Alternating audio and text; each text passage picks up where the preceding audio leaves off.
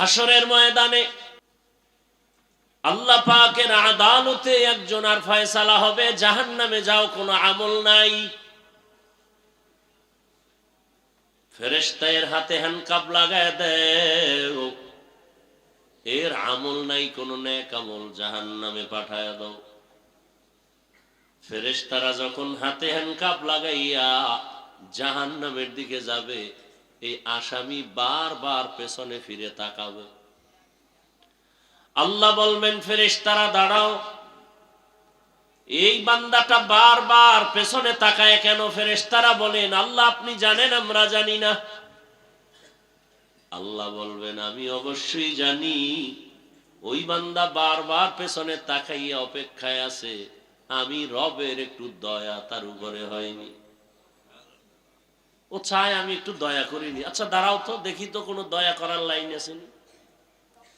নবীজি বলেন, আল্লাহ বলবেন, ফেরেশতাদের আমল নামাটা একটু তল্লাশি করো, দেখো কোনদিন কোরআন শিখছেনি। আমল নামা তল্লাশি দিয়ে দেখবে কোনদিন কোরআন হাতেও নেয় নাই। না, আল্লাহ নেয় নাই, কোরআনের সাথে সম্পর্ক নাই। আচ্ছা দেখো তো, কোরআন ওয়ালা যারা, তাদের সাথে একটু সম্পর্ক আসেনি দেখো। এমন একজনের সাথে মহব্বত আছে কিনা যে আলেম। ফেরেশতারা আমল নামা তল্লাশি করে দেখবে, এমন কোন পরিচয় নাই, জীবনে আলেমের সাথে মুসাফাও করে নাই। আল্লাহ কইবে, এবার শেষবারে একটা ঝাড়া দাও। কি বলবে? দেখো এই বান্দার সাথে এমন কোন বন্ধু আছে নি যে বন্ধুর সাথে আলেমের মহব্বত আছে? ফেরেশতারা তল্লাশি দিয়ে দেখবে, হ্যাঁ এই বান্দার একজন বন্ধু আছে, ওই বন্ধুর সাথে আলেমের সম্পর্ক। আল্লাহ বলেন, আজকে তো সুপ্রিম পাওয়ার নিয়ে আমি আল্লাহ বলছি, আমি রহিম নামের দরজা খুইলা রাখছি, রহমান নামের দরজা দিয়া, ওই সূত্রে টান দিয়া আলেমের মহব্বতের সূত্রে আমি তাকে জান্নাতি বানায় দিলাম। আতিনা ফি দারে দুনিয়া না হাসান, আতিনা ফি দারে উকবা না হাসান, ইয়া গিয়াসাল মুস্তাগীসিন ইহদিনা লফতিখারা বিল উলুমে ওয়াল গিনা, হর গরিদে নেকো তু তৈয়ার হে, जो न मंगे उससे तू बेजार है। আলেমের এত সম্মান কিসের কারণে বলেন? কোরআন। এ কারণেই তো রহমতের নবী দুনিয়াতে আসছেন। কোন জায়গায় বলতে পারবেন নবীজি আসছেন দুনিয়াতে? কোন জায়গায়? আপনাকে যশোরে? কোথায়? মক্কা নগরীতে আসছেন আমার রহমতের নবী। কেমন অবস্থা যখন মক্কার মানুষ ছিল চরিত্রহীন, লম্পট, এতটাই খারাপ, নারী পুরুষ একসাথে উলঙ্গ হয়ে বাইতুল্লাহ তাওয়াফ করে। কি বলবেন সুবহানাল্লাহ? এটা আবার ধাক্কা দিতে হবে না? কি শুনলেন জীবন বড় ওয়াজ।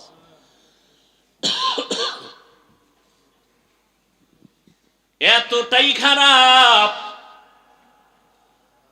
ঘরে কোনো কন্যা সন্তান হলেই বাবার মাথা গরমের গলা টিপে মেরে ফেলে। নারী সমাজের বোঝা, নারী দেখতে পছন্দ লাগে না। কন্যা হলেই বাবার মাথা নত হয়ে যায়, সমাজে মুখ দেখাবো কেমনে। ছেলে হলে খুশি। বুঝেন কত খারাপ। ১৫০০ বছর পর আমার দেশের সমাজে এখনো কিছু কুলাঙ্গার আছে, মেয়ে হলে বেজার হয়। আসেনি? বউয়ের সাথে রাগ করে কথা বলে না।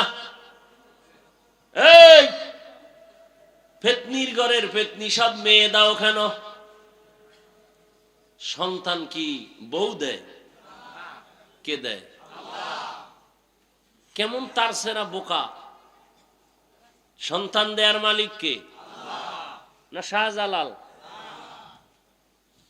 লিল্লাহি মুলকুস সামাওয়াতি ওয়াল আরদ ইয়াখলুকু মা ইয়াশাউ ইনাসাও ওয়া ইয়াহাবু লিমান ইয়াশাউ যুকুর আও ইউযাওবিজুহুম যুকরানা ওয়া ইনাসা ওয়া ইয়াজআলু মান ইয়াশাউ আকিমা ইন্নাহু আলিমুন কাদির।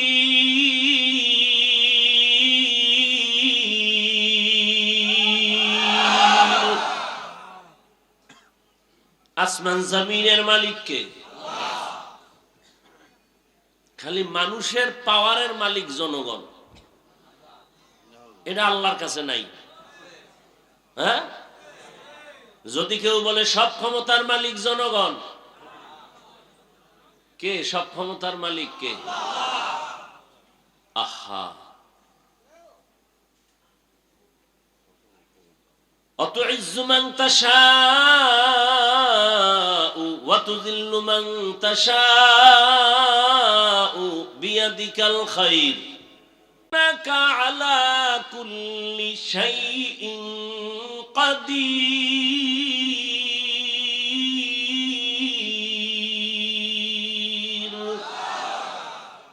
সব ক্ষমতার মালিক কাদেরে কুদরত দারি বার কামাল আনতা রব্বি আনতা হাসবি জুল জালাল তুহি কাদের জলিলুল্লাহ জাহাদার বহর হালে তুহি মেরা নেগাহদার। কষ্ট হইতেছে না?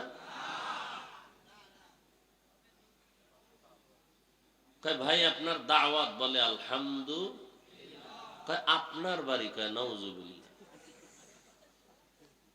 জিন্দেগি মে বন্দগি তু করনা হে,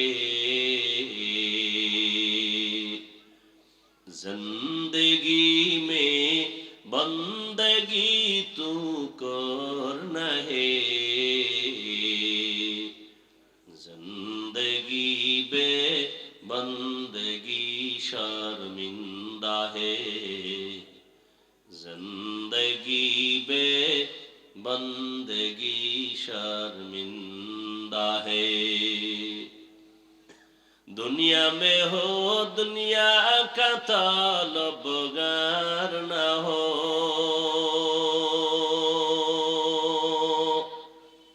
बाजार से गुजरो हो खरीदार न हो। ये दुनिया एक मिसल कागज़ फूल है, ये दुनिया एक मिसल कागज़ फूल है, जिंदगी में बंदगी तू करना है, जिंदगी बे बंदगी शर्मिंदा है, जिंदगी बे बंदगी शर्मिंदा है, जिंदगी में बंदगी कुन बंदगी, बंदगी बे जिंदगी शर्मिंदगी। আল্লাহ তাআলা বলেন, রহমতের নবীকে আমি হেদায়েতের বার্তা নিয়ে পাঠিয়ে দিলাম। মক্কার মানুষ এতটা খারাপ, কন্যা পছন্দ করে না, গলা টিপে মেরে ফেলে, কন্যা সমাজের বোঝা। অথচ আল্লাহ বলেন সন্তান আমি দেই, কাউকে ছেলে দেই, কাউকে মেয়ে দেই, কাউকে দোনোটা দেই, কাউকে কোনোটাই দেই না। রহমতের নবী বলেন আমার একটা ছেলেও নাই, আমি 4 কন্যার বাবা। ও দুনিয়ার কন্যাওয়ালার বাবারা, শুকর আদায় করিও। যদি একটা কন্যা পাও, শুকর আদায় করো, তুমি একটা জান্নাতের মালিক হয়ে গেছো। দুটো কন্যা যদি পাও, শুকর আদায় করিও, তুমি 2 জান্নাতের মালিক। কন্যা হলে লাভ না ক্ষতি? কন্যা ছেলে হলে লাভ, কামাই করে খাওয়াবে। কয়জনে যে খাওয়ায়, বিয়া করলেই নাই, বউও নাই, ছেলেও নাই। বিষয় কি কয়, ঘরে আনছে ডানা কাটা ভরি। কি কাটা ভরি? ডানা কাটা ভরি আনার পরই ঘরে কয়, তোর বাবার ডানা ভালো না, কেটে ফেল। তোর মায়ের ডানাও খারাপ, চল। কই যামু? কয় যশোর শহরে ফ্ল্যাট ভাড়া ল। তোর মা বাবার ডানা ভালো না।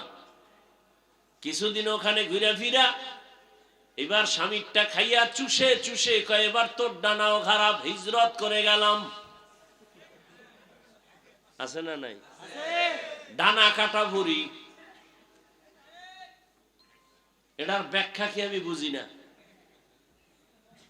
আল্লাহ হেদায়েত দান করুন। সন্তান দেওয়ার মালিক কে? ছেলেকে দেন, মেয়েকে দেন, দোনোটাকে দেন, কোনোটাও দেন না, ক্ষমতা কার? আর আপনি স্লোগান দেন, ছেলে হোক মেয়ে হোক, দুটোর বেশি নয়, একটা হলে আরো ভালো হয়, না হইলে আরো ভালো। আহা, কপাল পুড়েছে আমার। আল্লাহর জাতির কসম, ইসলাম রহমতের নবী, নারীর মর্যাদা যে পরিমাণ বাড়িয়েছে, দুনিয়াতে কোন ধর্মে নারীর মর্যাদা বাড়ায় নাই। সব ধর্মে নারীর উপরে করেছে জুলুম। ইসলাম নারীর দিয়েছে অধিকার, নারীর সম্মান। এটা না বুঝার কারণে আমগো কিছু মারা রাস্তায় নেমে বলে আমগো অধিকার আদায় করতে চাই। কেমনে কয়, পুরুষ মাটি কাটবে, আমরাও কাটবো, অধিকার আদায় করুন। আল্লাহ হেদায়েত দান করুন। একটা সন্তান, কন্যা সন্তান, বাবার ঔরসে থাকবে সম্মান, বাবা তার রক্ষণাবেক্ষণ করবে। মেয়েটা বিয়া দেওয়া পর্যন্ত কোনো চাপ দেওয়া যাবে না, কষ্ট দেয়া যাবে না।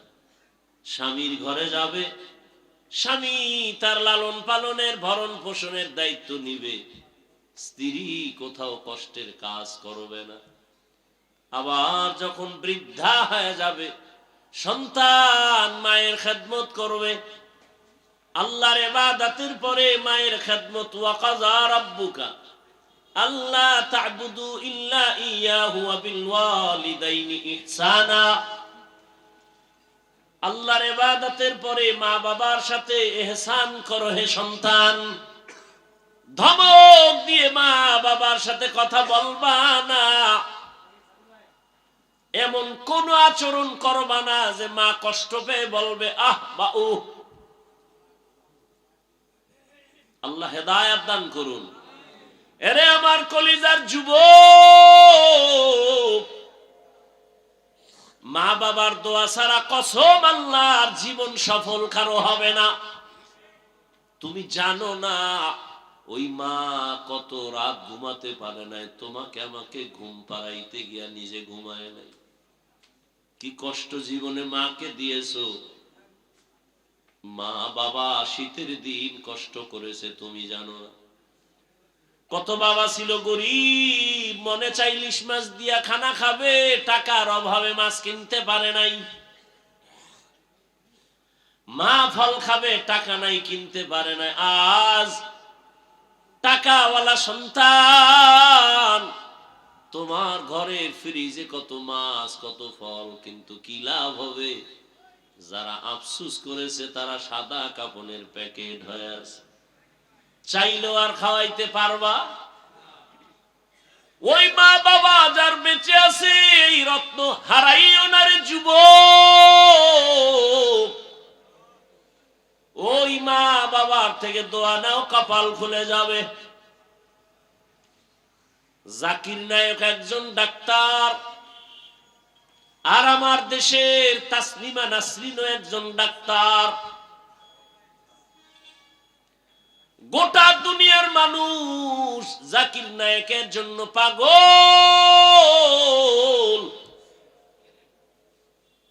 টাকার গরমে, ক্ষমতার গরমে।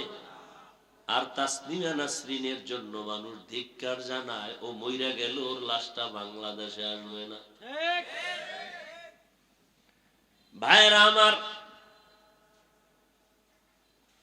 আল্লাহ তাআলা বলেন, রহমতের নবীকে দুনিয়ায় যখন আমি পাঠাইলাম, মক্কার অবস্থা বড় খারাপ। এতটা করুন ওই মক্কার মানুষের চরিত্র এত খারাপ। কন্যা সন্তান পছন্দ করে না। কন্যা হলে বাবা পাগল। কত বাবা আপন কন্যাটার গলা টিপে দুনিয়াতে পাথর চাপা দিয়া মেরে ফেলেছে। অথচ তাকায় দেখছেন, যার ঘরে ছেলে আছে মেয়ে আছে, খবর নিয়ে দেখেন একটা ছেলের অন্তরে যেই পরিমাণ বাবার প্রতি মায়া ভালোবাসা, এর থেকে শতগুণ মায়া একটা মেয়ের অন্তরের ভেতরে চলে। মা বাবা অসুস্থ হয়ে গেলে ছেলে বলে সুস্থ হয়ে যাবে, আর মেয়েটা যদি শ্বশুর বাড়ি থাকে পাগলের মতো কান্না করে, আমার আব্বার কি হালাত, পাগলের মতো দৌড়ায়, আমার আব্বা অসুস্থ, ঘরে থাকতে চায় না, পাগলের মতো হয়ে যায়। রহমতের নবী বলেন, আমিও 4 কন্যার বাবা, আমার কন্যার কথা যখন মনে পড়ে সহ্য করতে পারি না। আমার কনিষ্ঠ কন্যা ফাতেমা, নবী কোথাও যদি যাইতেন, সর্বশেষ ফাতেমার থেকে বিদায় নিয়ে যাইতেন। আবার দাওয়াতের কাজ শেষ করে যখন রহমতের নবী বাসায় ঢুকতেন, সবার আগে ফাতেমার ঘর দিয়া তারপরে নবী বাসায় যেতেন। একদিন নবী আসছে, তার নাতি হাসান হুসাইনের খবর নেই, ফাতেমার খবর নেই। আজ নবী ঘরের দরজায় সালাম দিছে, আসসালামু আলাইকুম ইয়া আহলাল বাইত। ঘরের থেকে কোনো আওয়াজ নাই, নীরব নিস্তব্ধ। ও পর্দার আড়ালের মা বোনেরা ভালো করে শুনেন, রহমতের নবী ফাতেমার বাড়ির দরওয়াজায় দাঁড়িয়ে সালাম দিতেছেন, কোনো জবাব নাই। আবার আওয়াজ দিলেন, আসসালামু আলাইকুম ইয়া আহলাল বাইত। ও ঘরওয়ালা, দরজা খোল।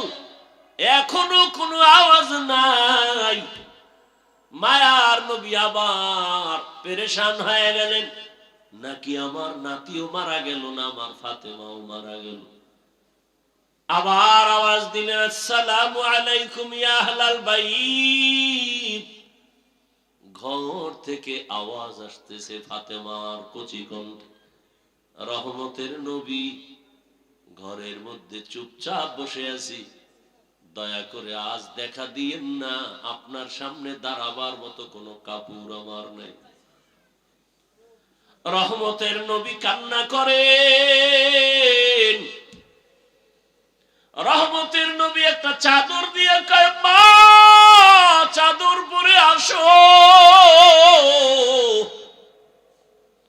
দরজা খুলে দেখে সামনে মাটির উপরে ফ্লোরে নাতি হাসান একদিকে ঘুমায়, হোসাইন একদিকে ঘুমায়। নানার কণ্ঠের আওয়াজ পাইয়া হাসান হুসাইন লাভ দিয়ে উঠে নানার গলা জড়ায় কাঁদে আর কয়, ও নানা, আম্মুর বিচার করো, আমাদের আজ খানা দেয় নাই, আমরা না খেয়ে কান্না করে করে মাটির মধ্যে পড়ে গেলাম। ফাতেমাও কাঁদে, হাসান কান্দে, নবীও কান্না করে। এমন করুণ হালাত। ফাতেমা রাদিয়াল্লাহু আনহা বলেন, রহমতের নবী, ঘরের চুলায় আগুন জ্বলে না, খানা নাই, আমার সন্তান আপনার নাতি হাসান হুসাইন কাঁদতেছে, কি দিব? পাতিলার মধ্যে পাত্রে পানি গরম করে সান্ত্বনা দিয়েছি, একটু অপেক্ষা কর, খানা রেডি হবে তারপরে খাবি। ওরা কান্না করতে করতে মাটির মধ্যে ঘুমিয়ে পড়েছে। রহমতের নবী কান্না করে, নবী খেজুর বের করে দিলে, নেও খেজুর, আমি খাই, তোমরাও খাও। রহমতের নবীর বরকতি হাত মুবারকের খেজুর খেয়ে 3 দিন 4 দিনের ক্ষুধা জাগায় নিবারণ হয়ে গেল।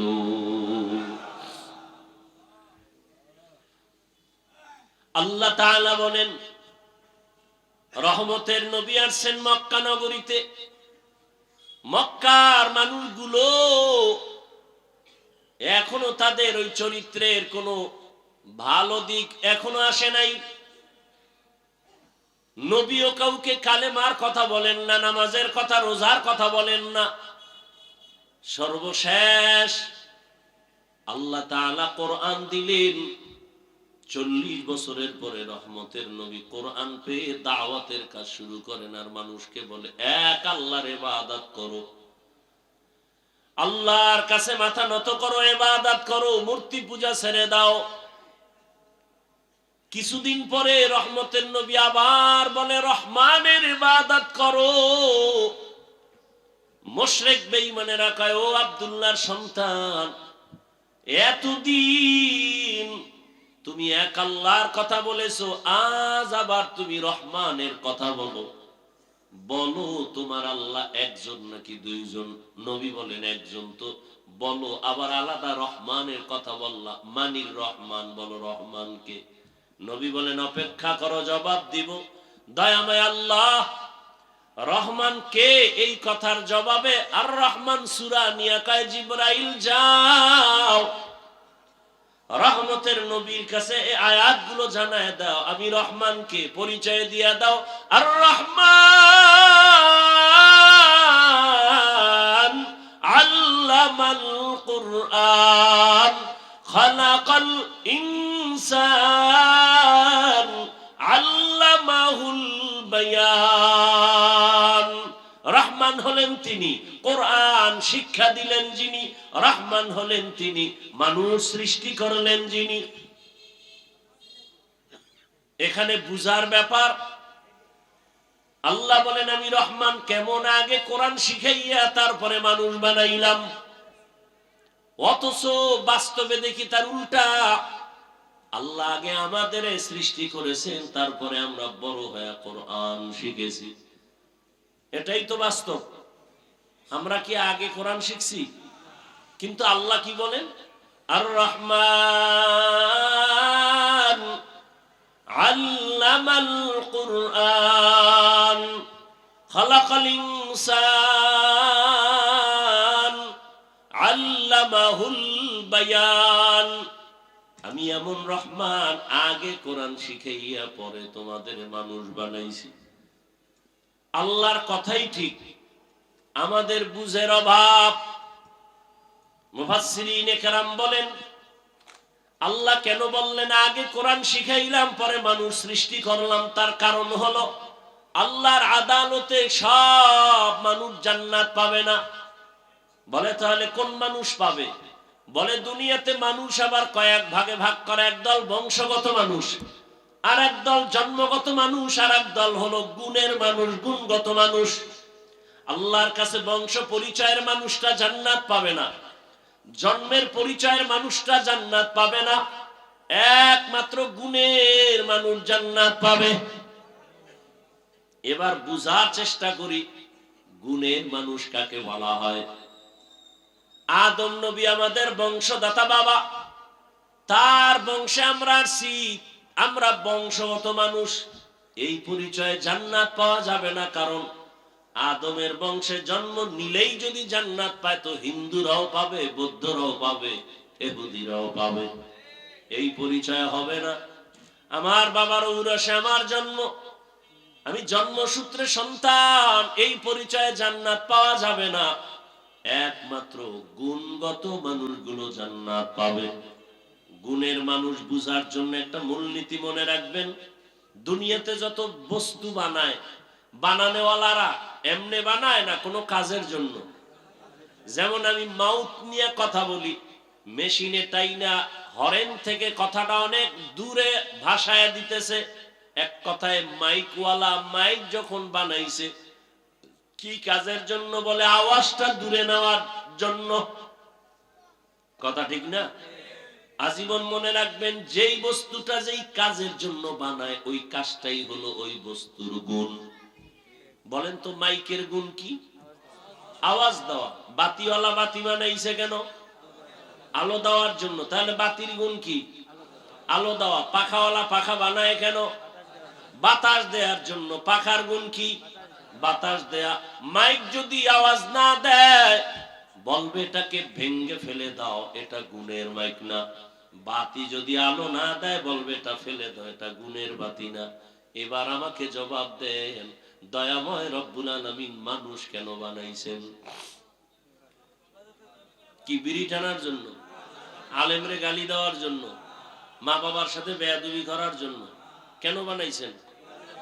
ওয়ামা খালাকতুল জিন্না ওয়াল ইনসা ইল্লা লিয়াবুদুন।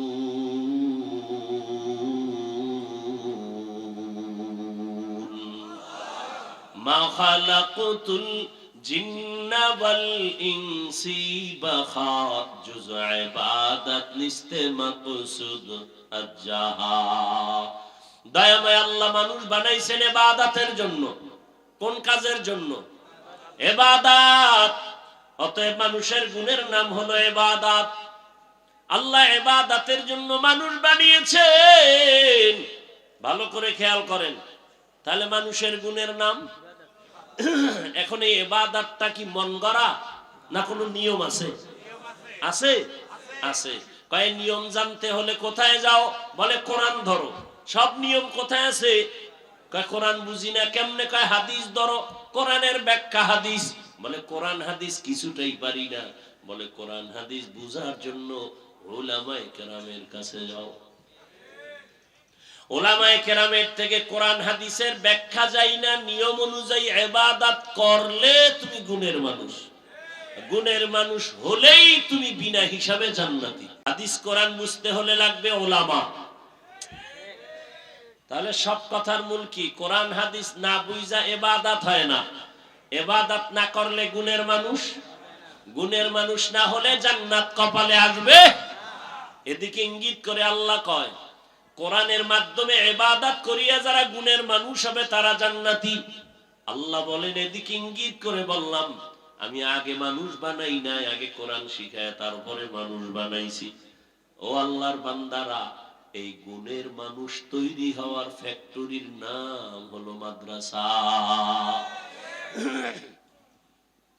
সারা দুনিয়ার বেঈমান আর মুনাফিকরা পাগল হয়ে গেছে, মাদ্রাসা তালা লাগাও, মাদ্রাসা বন্ধ করো।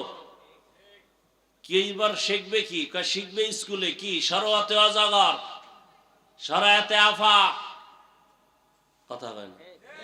আর মাদ্রাসায় কি পড়ে? সরায়াতে ওযু, সরায়াতে আল্লাহ। ঠিক নেই? হ্যাঁ, স্কুলে পড়ো বাধা নাই, কলেজে পড়ো বাধা নাই, ডাক্তার হও, ইঞ্জিনিয়ার হও, প্রফেসর হও। তবে আদর্শ গুণের মানুষ হতে হলে উলামায়ে কেরামের ছোঁয়া লাগাও। উলামায়ে কেরামের ছোঁয়া পাইয়া স্কুল কলেজের ছাত্ররা নামাজি। বলেন, ডাক্তার, প্রফেসর, ইঞ্জিনিয়ার, আলেম ওলামাদের ছোঁয়া পেয়ে 5 ওয়াক্ত নামাজি আসেনি। অতএব স্কুলে পড়া খারাপ। কত যুবক রাস্তায় গাড়ি চালায়, নামাজ পড়ে নাই? নদীর মধ্যে মাছ ধরে নামাজ পড়ে, কৃষি কাজ করে নামাজ পড়ে, র্যাব আর্মি পুলিশ বিডিআরের চাকরি করে নামাজ পড়ে। ও পর্দার আড়ালের আম্মা জান, আপনার মতো কত মা কত বোন এই এলাকায় আছে নামাজি পর্দাওয়ালা নাই? এবার তাদেরকে বলবো, যারা পর্দা করেন না, নামাজ পড়েন না, দাড়ি রাখেন না, ও যুবকেরা, আপনার কপাল এত খারাপ কেন? আপনার মতো যুবকটা যদি রাস্তায় গাড়ি চালায় নামাজ পড়ে, কলেজে পড়ে নামাজ পড়ে, ডাক্তার নামাজ পড়ে, আপনার কপাল কেন খারাপ?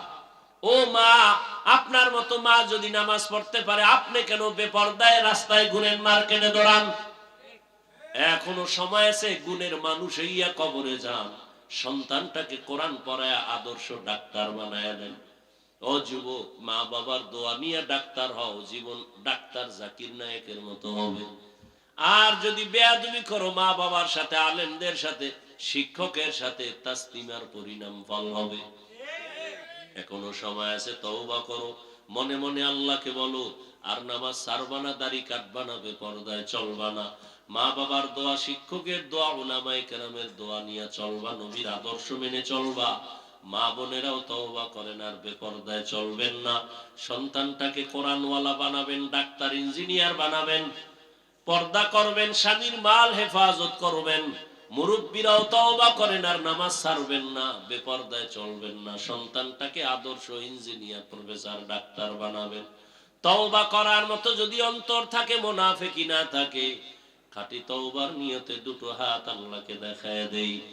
আয় আল্লাহ, হাতগুলো কবুল করে নেন, তওবা কবুল করে নেন, তওবার উপরে মজবুত হয়ে চলার তৌফিক দান করেন, আমিন।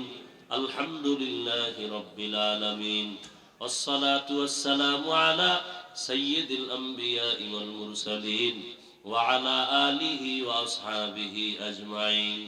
ইয়া আরহামার রাহিমিন, ইয়া আরহামার রাহিমিন, ইয়া আরহামার রাহিমিন। রব্বিরহামহুমা কামা রব্বায়ানি সগীরা। اللهم إنك عفو كريم تحب العفو فاعف عنا. اللهم إنا نسألك رضاك والجنة ونعوذ بك من سخطك والنار. اللهم إنا نعوذ بك من البرص والجنون والجذام وسيء الأسقام. রব্বুল আলামিন, মেহেরবানি করে আপনি আমাদেরকে মাফ করে দেন, উলামায়ে কেরামদের কবুল করে নেন, মুরব্বী, হাজী সাহেব, ব্যবসায়ী, চাকরিজীবীদের কবুল করে নেন, যুবক ছাত্রদের কবুল করে নেন, পর্দার আড়ালের মা বোনদের কবুল করে নেন, মাদ্রাসা কবুল করে নেন, এলাকাবাসীকে কবুল করে নেন। আয় আল্লাহ, গুনাহমুক্ত তওবাওয়ালা জীবন দান করেন। আয় আল্লাহ, আয়োজনকারী, সহযোগিতাকারী, দান সদকাকারীদের কবুল করে নেন। এলাকার ঘরে ঘরে শান্তি দান করেন। আমার কলিজার যুবকদের 5 ওয়াক্ত নামাজি, কোরআন পড়নেওয়ালা বানায় দেন। মোবাইলের গুনাহ থেকে আমাদের হেফাজত করেন। লেখাপড়া যারা করে, পরীক্ষার্থী কামিয়াবি দান করেন। সারা দুনিয়ার মানুষকে আপনি শান্তি দান করেন। যুদ্ধরত অবস্থা থেকে জাতিকে স্বাভাবিক জীবনে ফিরায় দেন আল্লাহ। প্রবাসের জীবনে যারা আছে, ব্যবসা চাকরিতে বরকত বাড়ায় দেন, হেফাজত করেন। বাংলাদেশ শান্তির দেশ বানায় দেন। আয় আল্লাহ, দেশ ও দ্বীনের জন্য যারা জীবন দিল, তাদের মাফ করে দেন। এখনো যারা চেষ্টা করে, কবুল করে নেন।